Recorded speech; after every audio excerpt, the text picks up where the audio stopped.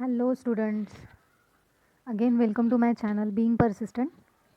सो जैसे कि हमने पहले पार्ट में मार्केटिंग मैनेजमेंट कॉन्सेप्ट्स के पहले पार्ट में अलग अलग इंपॉर्टेंट कॉन्सेप्ट्स देखे थे। इसमें भी कुछ इंपॉर्टेंट कॉन्सेप्ट्स हैं जो कि आपको बेसिक क्लैरिटी जिससे मिल जाएगी। ठीक है, सो हम स्टार्ट करते हैं मार्केटिंग सेगमेंटेशन से। ठीक है, सो सेगमेंट इस वर्ड से ही आपको क्या पता चलता है कि किसी चीज़ के या किसी मार्केट को सेगमेंट्स में डिवाइड करना। Okay, it is the process of dividing target market into smaller, more defined categories. It segments customers and audiences into groups that share similar characteristics as demographics, interest, needs और location. मतलब पूरा जो different types of market है ना, मतलब heterogeneous market है। ठीक है, जहाँ पे अलग अलग चीज़ें हैं, तो उसको क्या किया जाता है, कस्टमर्स की सिमिलर नीड्स और चॉइस के बेसिस पे जिन कस्टमर्स की सिमिलर चॉइसेस है उनका एक अलग ग्रुप बना दिया जाता है। ऐसे सिमिलर ग्रुप्स बनाए दिए जाते हैं। ठीक है, for example Lakme company concentrates on women segment and Leo toys concentrate on children segment. Okay, तो यहाँ पे बताया है कि चिल्ड्रन एंड वुमेन सेगमेंट के बारे में कि लैक्मे जो कंपनी है वो ब्यूटी प्रोडक्ट्स वुमेन के जो होते हैं उस पर फोकस करती है, एंड लियो टॉयज़ ये जो कंपनी है वो चिल्ड्रन सेगमेंट पे फोकस करती है। ठीक है, अभी इसी तरह से हम देख सकते हैं कि चिल्ड्रन के बेबी केयर प्रोडक्ट्स भी आते हैं। ठीक है, ऑटोमोबाइल इंडस्ट्री जैसे कि Tata, Toyota, Suzuki, hero Honda, ये सब क्या है, ये सब ऑटोमोबाइल इंडस्ट्री सेगमेंट का है। ठीक है, by Stanton market segmentation consists of taking total heterogeneous market for product and dividing it into several sub markets or segments each which tends to be homogeneous means ये जो होते हैं, जिस जो ग्रुप्स होते हैं, सब मार्केट्स होते हैं, वो होमोजीनियस होते हैं in all significant aspect. Philip Kotler क्या बताता है कि market segmentation is subdividing of market into homogeneous subsets. ये भी वही बता रहा है, मतलब कहीं पे भी इसकी डेफिनेशन चेंज नहीं है, सिर्फ उन्होंने अपने वर्ड्स में बताया कि पूरे होल मार्केट को छोटे छोटे सब मार्केट्स में या सब पार्ट्स में, सब ग्रुप्स में डिवाइड करना और सिमिलर कैरेक्टरिस्टिक्स के बेसिस पे उसको बोलते हैं सेगमेंटेशन। ओके, अभी किसके बेसिस पे मार्केट सेगमेंट किया जाता है, तो फर्स्ट है जियोग्राफिक। जोग्राफी के बेसिस पे मीन्स वो लोग कहाँ रहते हैं, मीन्स उनका कल्चर क्या है। ठीक है, जैसे कि मारवाड़ी लोग होते हैं, गुजराती होते हैं, पंजाबी, मलयालम, इस तरह से उनका अलग अलग कल्चर होता है, उसके हिसाब से सेगमेंट किया जाता है। अर्बनाइजेशन, ओके, अर्बनाइजेशन मीन्स वो अर्बन एरिया में रह रहे हैं या रूरल एरिया में, उसके हिसाब से। देन पॉपुलेशन डेंसिटी, पॉपुलेशन की डेंसिटी मीन्स अगर सपोज़ करो एक छोटा सा गांव है और वहाँ पे बहुत ज़्यादा आपने बहुत ज़्यादा क्वांटिटी में सप्लाई किया प्रोडक्ट्स का, तो waste of transportation cost, waste of energy, waste of labours etcetera. Climate, climate के हिसाब से भी सेगमेंटेशन कंसिडर किया जाता है। जैसे कि सपोज़ आसाम में अगर प्रोडक्शन, मतलब आसाम का जो क्लाइमेट है वो टी प्लांटेशन या टी प्रोडक्शन के लिए ज़्यादा अच्छा है, तो वहाँ पर आसपास जो भी बिजनेसेस होंगे तो उनको क्या बेनिफिट होगा, उसका कॉस्ट सेव हो जाएगा, ट्रांसपोर्टेशन का जो कॉस्ट है वो सेव हो जाएगा। ठीक है, इसके बेसिस पे demographic segmentation, age, income, education, age के बेसिस पे इनकम, मतलब किसी का ज़्यादा हो सकता है, किसी का कम हो सकता है, उसके बेसिस पे सेगमेंट किया जाता है। Means under 1 lakh, above 1 lakh, above 10 lakh per annum etcetera. Education, education के बेसिस पे एक बात है कि अगर एजुकेटेड पर्सन है तो वो क्या देखेगा, प्रोडक्ट का प्राइस, उसकी एक्सपायरेशन डेट, उसकी क्वालिटी, उसमें क्या क्या इंग्रेडिएंट्स है वो देखेगा। ठीक है, लेकिन जो इलिटरेट पर्सन है, जो पढ़ा लिखा नहीं, वो ये सब चीज़ें डिटेल में नहीं देख सकता। ठीक है, तो इसलिए वो प्रोडक्ट जो है वो हार्मफुल साबित हो सकता है उसके लिए। ठीक है, तो ऐसे करके, तो इस हिसाब से कंपनी जो है वो स्ट्रैटेजीज़ बनाती है। Family life cycle, religion, occupation, जैसे कि वो फार्मर है, लॉयर है, डॉक्टर है, इस तरह से सेगमेंट किया जाता है। मतलब lawyer, doctors, school teacher, farmers, इनकी प्रोडक्ट्स की नीड अलग अलग होगी, तो उसके हिसाब से सेगमेंटेशन किया जाता है। साइकोग्राफिक मीन्स वो पर्सन जो है उसकी पर्सनैलिटी कैसी है, उसकी लाइफ साइकिल कैसी है, मतलब कि वो छोटा है, बड़ा है, ठीक है, और उसका सोशल क्लास क्या है, मतलब कि वो किस सोसाइटी में, किस टाइप की सोसाइटी में रहता है, हाई क्लास, मिडिल क्लास, ठीक है। तो उसके हिसाब से उसकी जो चॉइसेस है, ठीक है, डिमांड है, वो डिफ़र करती है, उसकी मेंटालिटी भी उसी तरह से सोचती है प्रोडक्ट लेते वक्त। तो behavioural segmentation means occasions, means अगर किसी एरिया में या कोई ओकेजन है तो ज़्यादातर मैं से किसी पे टारगेट नहीं करना चाहती, लेकिन जो शॉपिंग है ना, तो वो गुजरात में या फिर राजस्थान में, इस तरह के जो स्टेट्स हैं ना, वहाँ पे ज़्यादा रहती है शादी में वगैरह। ऐसा नहीं बाकी जगह नहीं होती, लेकिन यहाँ पे ज़्यादा रहती है। तो इस तरह से सेगमेंटेशन होता है प्रोडक्ट्स का, मीन्स मार्केट का। और बेनिफिट्स, ऑब्वियसली कस्टमर जो है प्रोडक्ट के पहले बेनिफिट देखेगा प्रोडक्ट खरीदने से पहले। यूज़र स्टेटस मीन्स वो उसका स्टेटस क्या है, वो पॉलिटिशियन है, स्पोर्ट्स पर्सन है, या फिर फेमस एक्टर है, उसके हिसाब से, या फिर मिडिल क्लास पर्सन है। यूसेज रेट मीन्स उसका यूज़ रेट कितना है, प्रोडक्ट खरीदने के बाद कस्टमर उसको कितना यूज़ करता है। लॉयल्टी स्टेटस, मतलब कुछ होते हैं ना कि सिर्फ ब्रांड को प्रेफरेंस देते हैं, उसकी कीमत चाहे जो भी हो। देन एटीट्यूड भी डिफ़र करता है, मीन्स किसी पर्सन की बिलीव्स प्रोडक्ट लेते वक्त, ठीक है, कि कोई पर्सन क्या करता है कि कम, सपोज़ कोई क्या करता है कि एक ही प्राइस में बहुत ज़्यादा शर्ट्स खरीदेगा, और कोई क्या करेगा कि एक प्राइस में एक ही शर्ट लेकिन ब्रांडेड, ठीक है। तो इस तरह इसे एटीट्यूड बोलते हैं, ठीक है। तो अभी मार्केट सेगमेंटेशन के बेनिफिट्स दिए उन्होंने, कि मार्केट सेगमेंटेशन की वजह से हमको मार्केटिंग की जो अलग अलग अपॉर्चुनिटीज़ है उसके बारे में पता चलता है, ठीक है, कि हम किस तरह से मार्केट को कैप्चर करें, या फिर हमारा प्रोडक्ट कैसे मार्केट में पॉपुलर हो जाए। इस तरह से स्ट्रैटेजीज़ बनाई जाती हैं, और इसको मतलब ऑपरेशनलाइज करने के लिए अलग अलग मार्केटिंग प्रोग्राम्स बनाए जाते हैं, जिससे कस्टमर अट्रैक्ट होते हैं, प्रोडक्ट के बारे में मतलब प्रोडक्ट के बारे में पता चलता है उनको, प्रोडक्ट का टाइप वगैरह, यूसेज वगैरह। हेल्पफुल इन कंपटीशन, मतलब कि अगर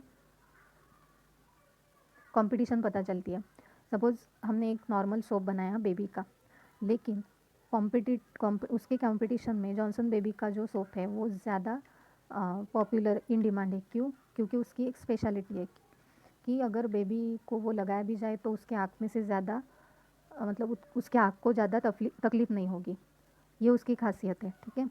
तो कंपटीशन के बारे में पता चलता है। बेस्ट एलोकेशन ऑफ रिसोर्सेज, हम अपने रिसोर्सेज को ज़्यादा से ज़्यादा यूटिलाइज़ करते हैं, ठीक है, कहीं पर भी हम उसका वेस्टेज ना हो, इसका ध्यान रखते हैं।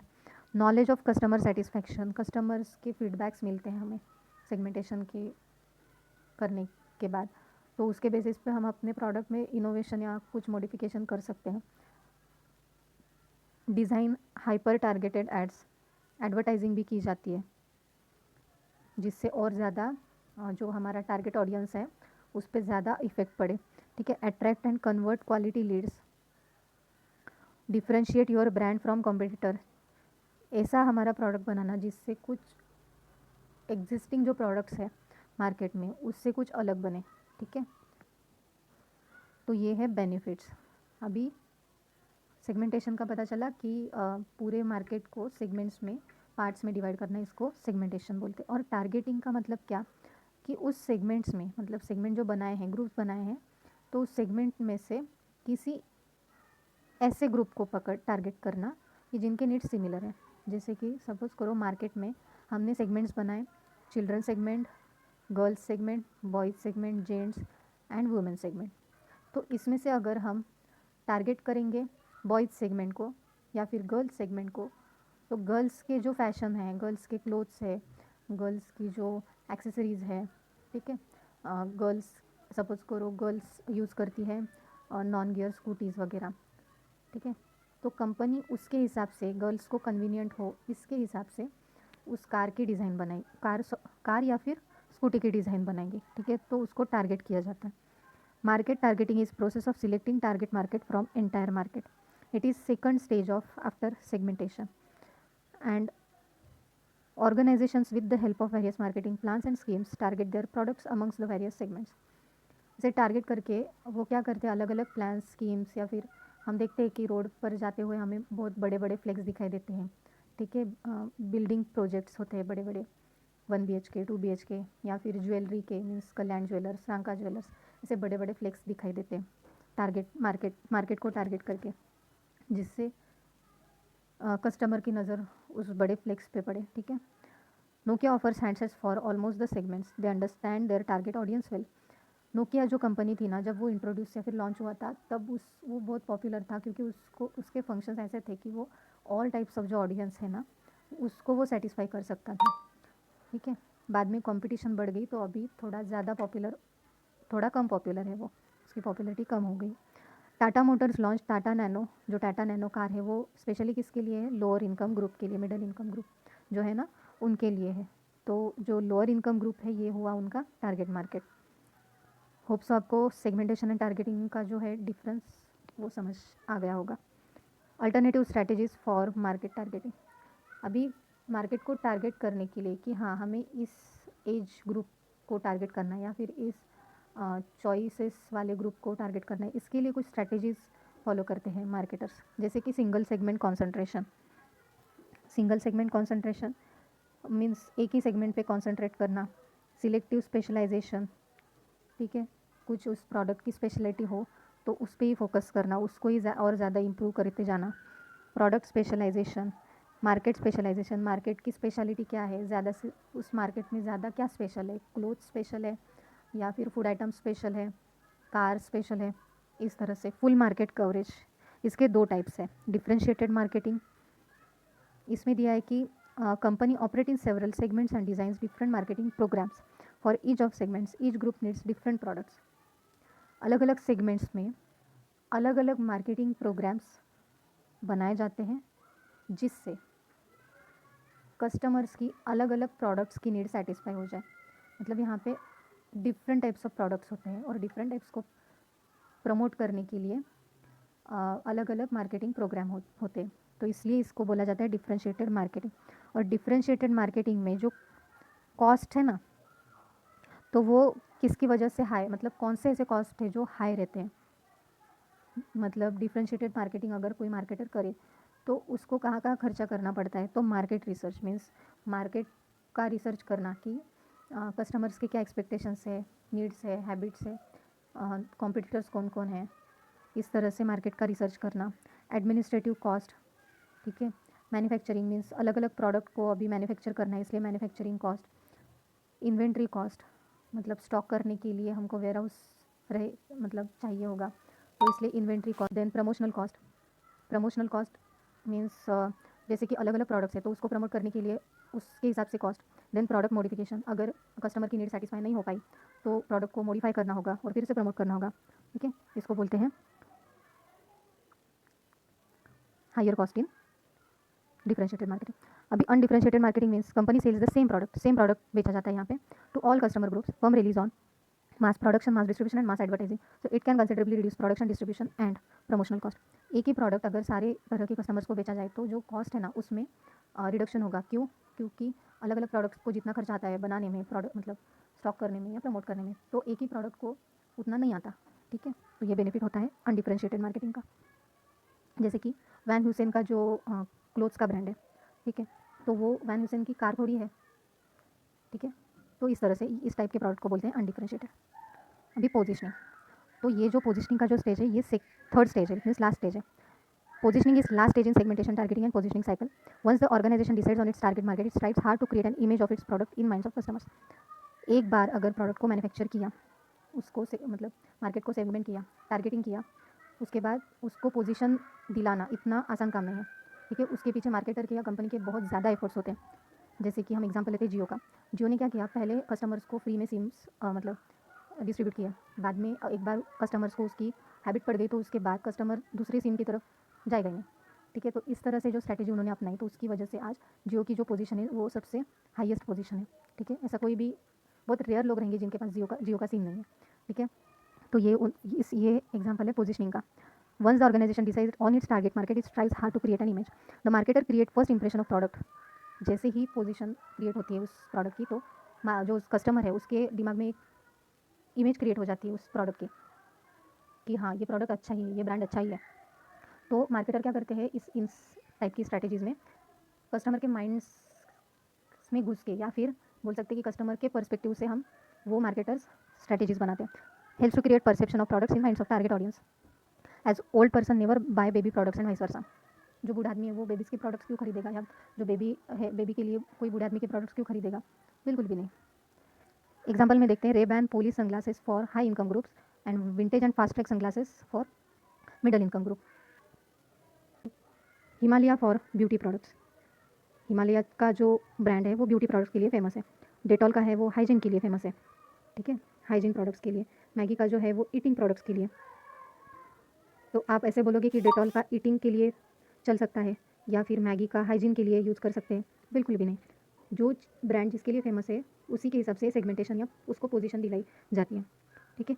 होप सो यहाँ तक आपको समझ में आ गया होगा। अभी यहाँ पे कुछ इमेजेस दिए हैं, तो यहाँ पे सेगमेंटेशन, इस इमेज में आपको सेगमेंटेशन दिखाई देगा कि कैसे अलग अलग ग्रुप्स को सेगमेंट किया है, ठीक है। जैसे कि चिल्ड्रंस है, बॉयज़ है, गर्ल्स है, देन उसमें से टारगेट किया है ये ग्रुप को, जहाँ पे रेड में सर्कल किया है, ठीक है। उसके बाद यहाँ पे 4 टाइप्स ऑफ सेगमेंटेशन दिए कि डेमोग्राफिक, साइकोग्राफिक, बिहेवियरल और जियोग्राफिक, इसके बेसिस पे। एंड प्रोडक्ट पोजीशनिंग मीन्स यहाँ पे दिया है कि प्रोडक्ट पोजीशनिंग किसके बेसिस पे होता है। पहले टारगेट ऑडियंस होती है, देन यूनिक मीन्स यूएसपी। जैसे कि फॉर एग्जांपल एक कार है, तो उसके जो सस्पेंशन है वो एकदम स्मूथ और एकदम हाई क्वालिटी के, ये उसका यूएसपी हो सकता है। इस तरह से अलग अलग प्रोडक्ट्स के अलग अलग यूएसपीज होते हैं, जिससे उस प्रोडक्ट की ब्रांड इमेज या फिर पोजीशन क्रिएट हो जाती है मार्केट में।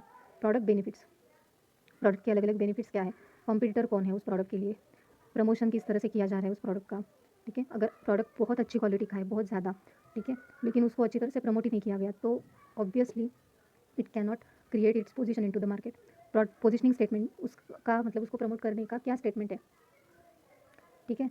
जैसे कि सपोज एक एग्जांपल लेते हैं कि जो स्टार प्लस है, टीवी का जो चैनल है, तो उसका जो टैगलाइन है स्टेटमेंट की, रिश्ता वही सोचना, तो इस टैगलाइन की वजह से वो कस्टमर के दिमाग में रहता है, जिससे उसकी पोजीशन क्रिएट हो जाती है, ठीक है। तो इस तरह से हमने आज सेगमेंटेशन, टारगेटिंग और प्रोडक्शन पोजीशनिंग के कुछ कॉन्सेप्ट्स देखे, उसका डिफरेंस हमने जाना, और उस मार्केटिंग सेगमेंटेशन के कुछ टाइप्स भी देखे, ठीक है। होप सो यहाँ तक आपको बहुत अच्छे से समझ में आ गया होगा, और अगर कुछ डाउट्स हो तो आप कमेंट्स में ज़रूर लिख सकते हो। And thank you for watching. अगर पसंद आया तो लाइक ज़रूर करना। Thank you so much.